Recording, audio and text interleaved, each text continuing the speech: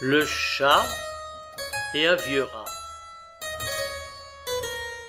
J'ai lu chez un conteur de fables qu'un second Rodilard, l'Alexandre des chats, l'Attila, le fléau des rats, rendait ces derniers misérables.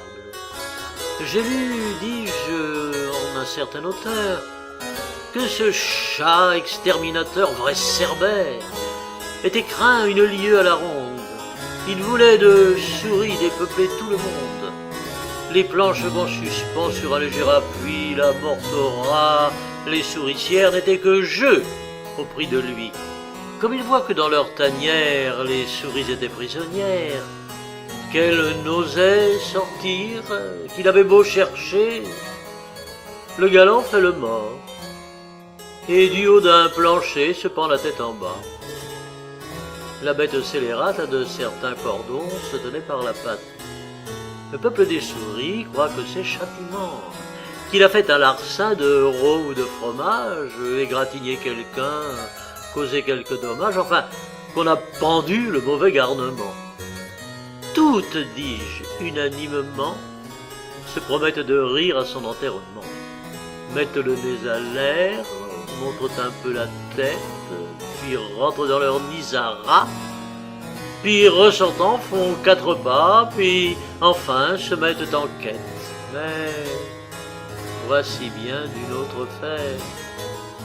Le pendu ressuscite, et sur ses pieds tombants attrape les paresseux. Nous n'en savons plus d'un, dit-il en les gobant. Ces tours de vieille guerre et vos cavernes creuses ne vous sauveront pas, je vous en avertis. Vous viendrez tous de zoologie. Il prophétisait vrai. Notre maître Vitis, pour la seconde fois, les trompe et les affine, blanchit sa robe et s'enfarine, et de la sorte déguisée se niche et se blottit dans une huche ouverte. Ce fut à lui bien avisé, la jante crotte-menu s'en vient chercher sa perte. Un rat, sans plus, s'abstient d'aller flairer autour. C'était un vieux routier, il savait plus d'un tour, même il avait perdu sa queue à la bataille. Ce bloc enfariné ne me dit rien qui vaille, s'écria-t-il de loin au général des chats. Je soupçonne dessous encore quelques machines. Rien ne te sert d'être farine, car quand tu serais sac, je n'approcherai pas. C'était bien dit à lui. J'approuve sa prudence, il était expérimenté et savait que la méfiance est mère de la sûreté.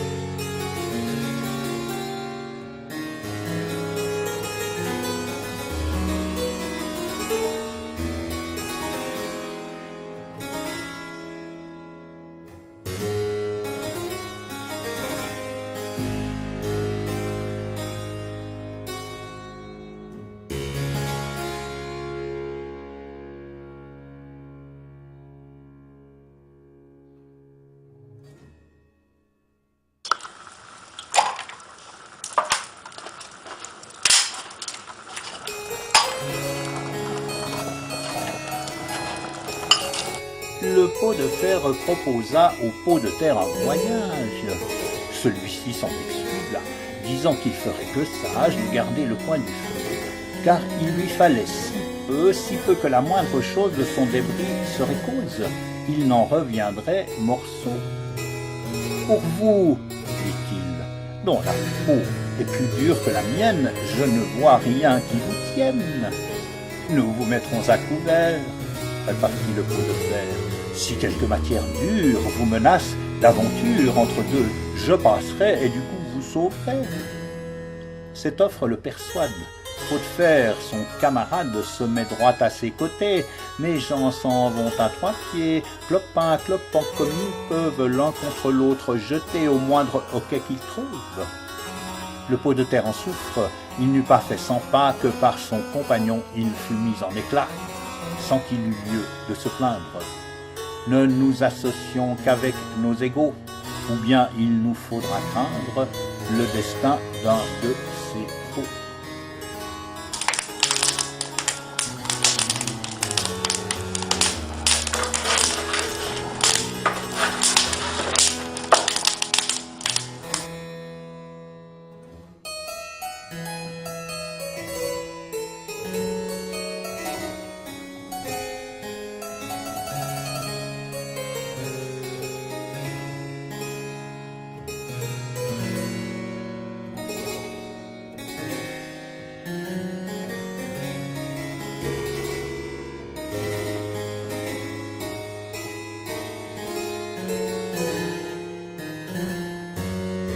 La grenouille qui veut se faire aussi grosse que le bœuf. Une grenouille vit un bœuf qui lui sembla de belle taille. Elle, qui n'était pas grosse en tout comme un œuf, envieuse, s'étend et s'enfle et se travaille pour égaler l'animal en grosseur. Disant « Regardez bien, ma sœur, est-ce assez?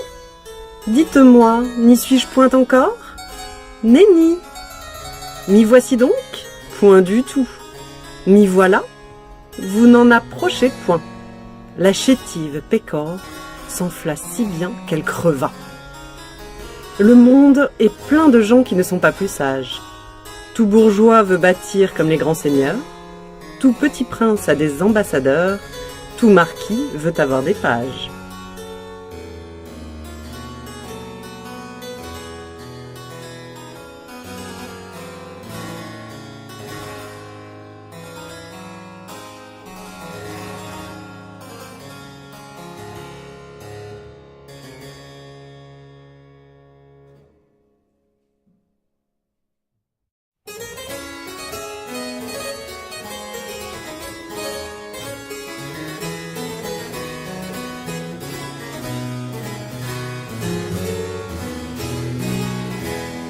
La cigale et la fourmi. La cigale, ayant chanté tout l'été, se trouva fort dépourvue quand la bise fut venue. Pas un seul petit morceau de mouche ou de vermisseau. Elle alla crier famine chez la fourmi, sa voisine, la priant de lui prêter quelques grains pour subsister jusqu'à la saison nouvelle. « Je vous payerai, lui dit-elle, avant l'août, foi d'animal, intérêt et principal. » La fourmi n'est pas prêteuse, c'est là son moindre défaut. « Que faisiez-vous au temps chaud ?» dit-elle à cette emprunteuse. « Nuit et jour, à tout venant, je chantais, ne vous déplaise. »« Vous chantiez ? J'en suis fort aise. Eh bien, dansez maintenant. »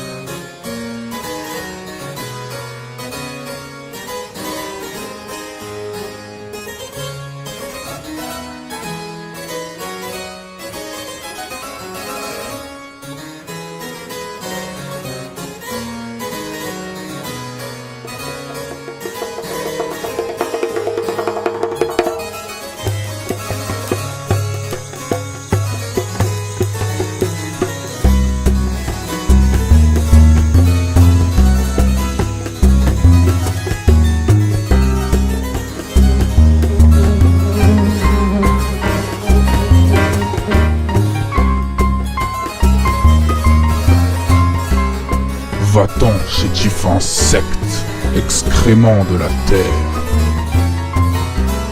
Penses-tu que ton titre de roi ne me fasse peur ni ne ceci?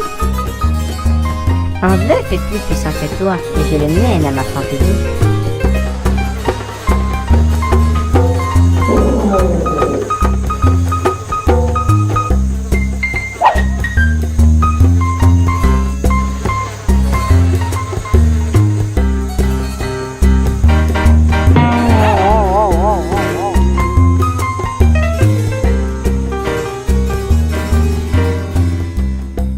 Il me semblerait qu'on puisse tirer deux leçons de cette histoire. L'une est qu'entre nos ennemis, les plus à craindre sont souvent les plus petits. L'autre est qu'au grand péril, tel a pu se soustraire, qui périt pour la moindre affaire.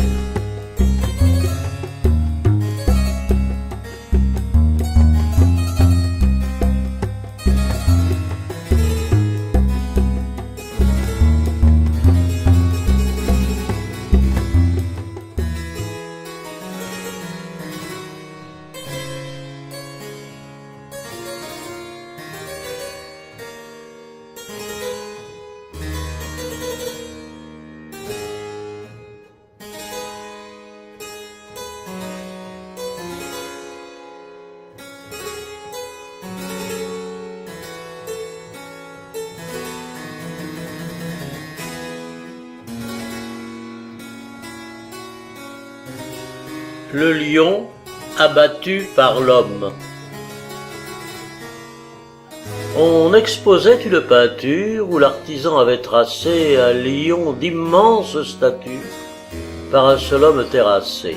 Les regardants en tiraient gloire. Un lion en passant rabattit leur caquet. « Je vois bien, dit-il, qu'en effet, on vous donne ici la victoire, mais l'ouvrier vous a déçu, il avait liberté de feindre. Avec plus de raison, nous aurions le dessus, si mes confrères savaient peindre. »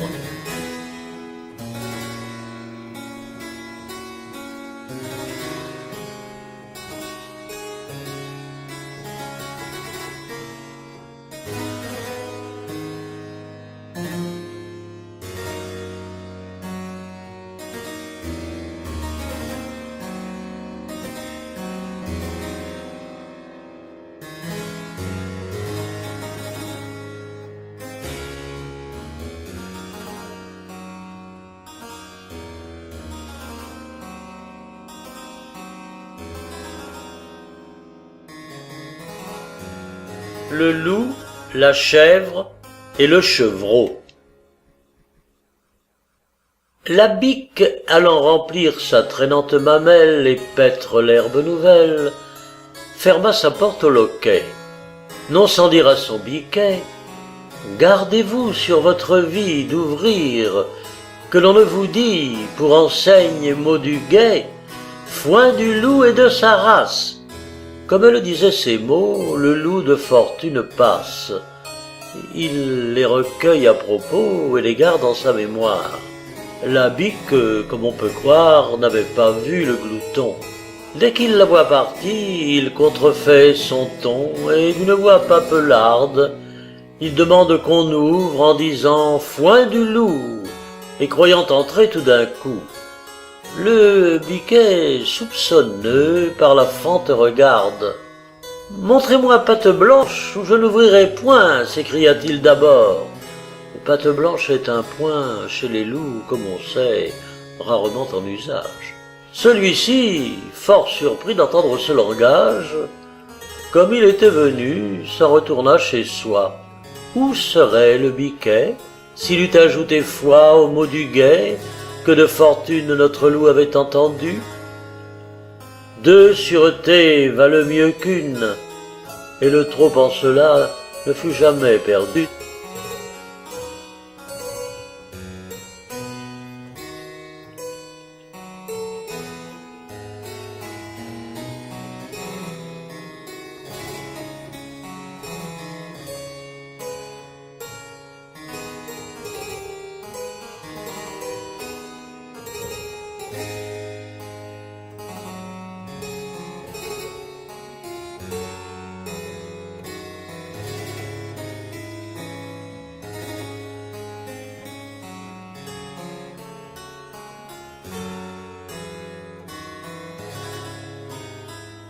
De La Fontaine, le renard et les poulets d'Inde.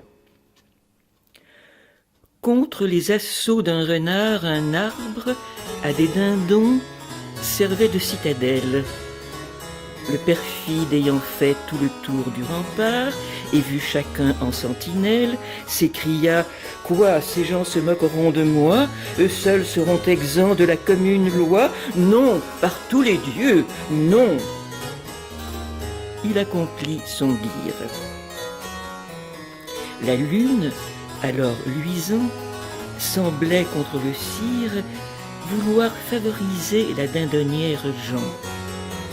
Lui qui n'était novice au métier d'assiégeant eut recours à son sac de ruses scélérates. Feignit vouloir gravir, se guinda sur ses pattes, puis contrefit le mort, puis le ressuscité. Harlequin eût exécuté tant de différents personnages. Il élevait sa queue, il la faisait briller, et 100 000 autres badinages, pendant quoi nul dindon n'eût osé sommeiller. L'ennemi les lassait en leur tenant la vue sur même objet toujours tendu. Les pauvres gens, étant à la longue éblouis, toujours il en tombait quelqu'un. Autant de prix, autant de mis à part, près de moitié succombent, le compagnon les porte en son garde-manger. Le trop d'attention qu'on a pour le danger fait le plus souvent qu'on y tombe.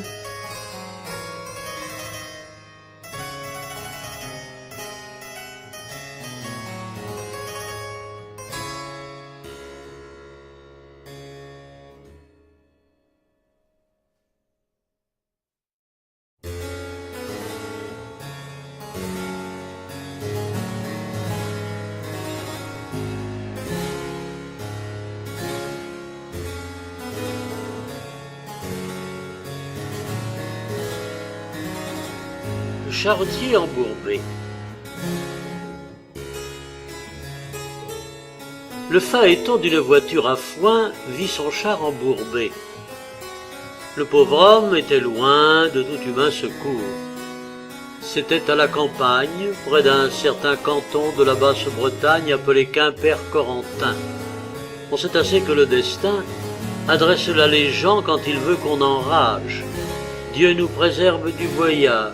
Pour venir au charretier embourbé dans ces lieux, le voilà qui déteste et jure de son mieux, pestant en sa fureur extrême, tantôt contre les trous, puis contre ses chevaux, contre son char, contre lui-même. Il invoque à la fin le Dieu dont les travaux sont si célèbres dans le monde. Hercule, lui dit-il, aide-moi. Si ton dos a porté la machine ronde, ton bras peut me tirer d'ici. Sa prière étant faite, il entend dans la nue une voix qui lui parle ainsi. Hercule veut qu'on se remue, puis il aide les gens. Regarde d'où provient l'achoppement qui te retient. Ôte d'autour de chaque roue ce malheureux mortier, cette maudite boue, qui jusqu'à l'essieu les enduit. Prends ton pic, et émerons ce caillou qui te nuit. Comble-moi cette ornière. L'as-tu fait? Oui, dit l'homme. Or bien, je vas t'aider, dit la voix. Prends ton fouet. Je l'ai pris. Qu'est-ce ceci? Mon char marche à souhait. Hercule en soit loué. Lors la voix. Tu vois comme tes chevaux aisément se sont tirés de là. Aide-toi, le ciel t'aidera.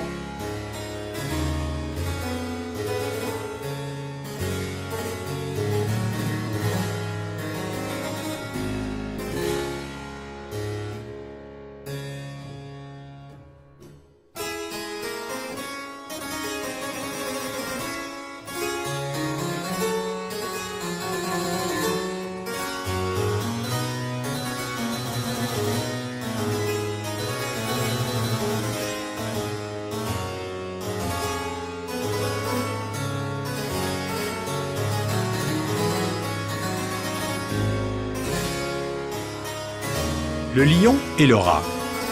Il faut, autant qu'on peut, obliger tout le monde. On a souvent besoin d'un plus petit que soi. De cette vérité, deux fables feront foi, tant la chose en preuve abonde. Entre les pattes d'un lion, un rat sorti de terre, assez à l'étourdi. Le roi des animaux, en cette occasion, montra ce qu'il était et lui donna la vie. Ce bienfait ne fut pas perdu. Quelqu'un aurait-il jamais cru qu'un lion d'un rat eût affaire? Cependant, il advint qu'au sortir des forêts, ce lion fut pris dans des rets dont ses rugissements ne purent le défaire. Sire Rat accourut et fit tant par ses dents qu'une maille rongée emporta tout l'ouvrage. Patience et longueur de temps font plus que force ni que rage.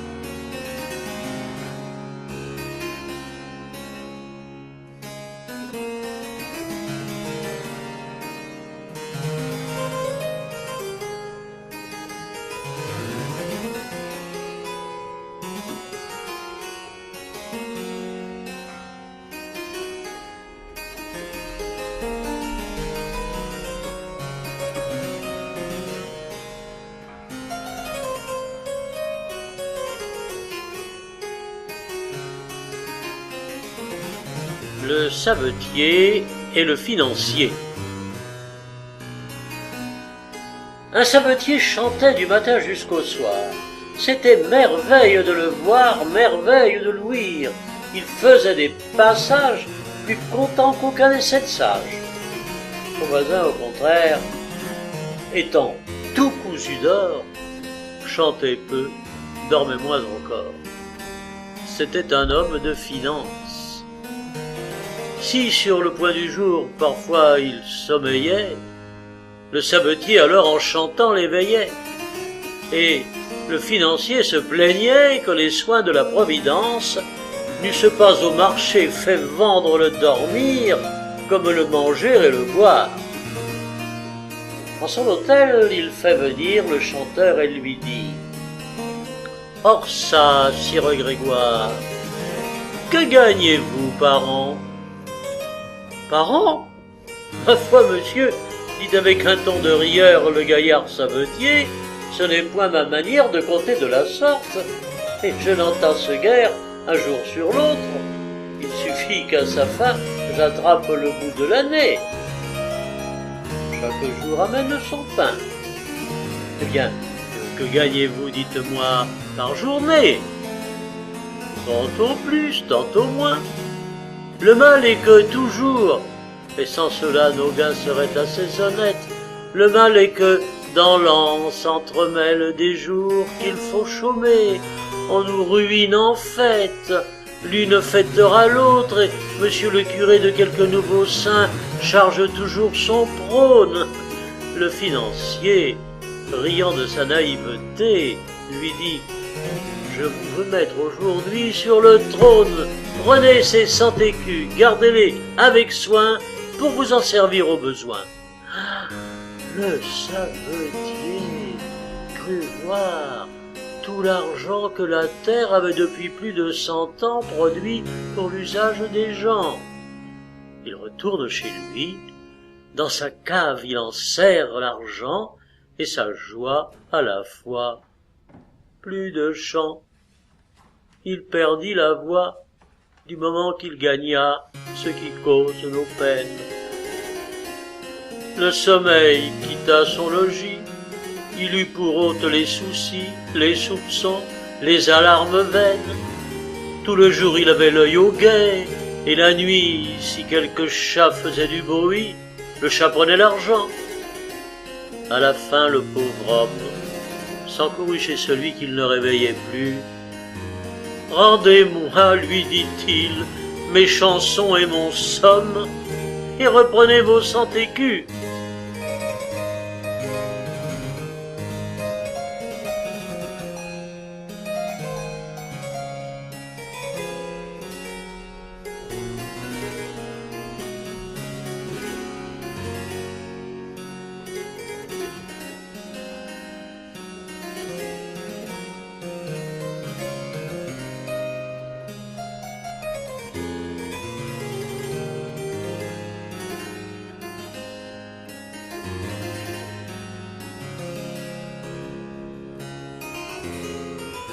Le rat de ville et le rat des champs. Autrefois, le rat de ville invita le rat des champs d'une façon fort civile à des reliefs d'ortolans. Sur un tapis de Turquie, le couvert se trouva mis. Je laisse à penser la vie que firent ces deux amis. Le régal fut fort honnête, rien ne manquait au festin. Mais quelqu'un troubla la fête pendant qu'ils étaient en train. À la porte de la salle, ils entendirent du bruit. Le rat de ville détale, son camarade le suit. Le bruit cesse. On se retire. Rat en campagne aussitôt, et le citadin de dire « Achevons tout notre rôt. »« C'est assez, dit le rustique. Demain vous viendrez chez moi. Ce n'est pas que je me pique de tous vos festins de roi, mais rien ne vient m'interrompre. Je mange tout à loisir. Adieu donc, fis du plaisir que la crainte peut corrompre.